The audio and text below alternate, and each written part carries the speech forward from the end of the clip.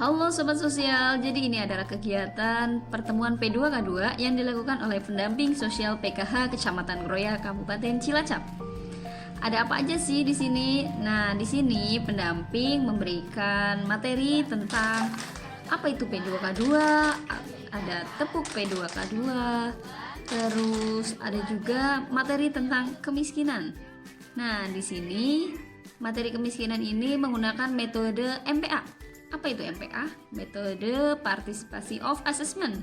Jadi KPM diajak untuk mengasesmen apa aja sih masalah yang ada di desa masing-masing, terus apa aja potensi yang bisa dimanfaatkan, dan juga apa aja sih hambatan yang menyebabkan adanya masalah tersebut.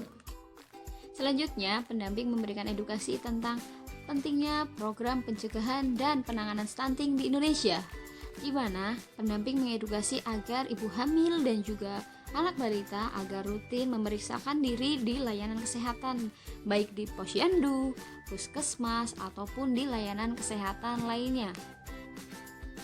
Pendamping juga memberikan sosialisasi tentang gerakan pegang KKS sendiri. KKS tidak boleh dititipkan oleh siapapun. Nah, pendamping berinovasi dengan membuatkan sebuah lagu yang mudah dipahami dan mudah dicerna oleh KPM. Oke guys, jadi itu sedikit cuplikan tentang kegiatan pendamping BKH di Kecamatan Kroya, Kabupaten Cilacap. Semoga bermanfaat ya.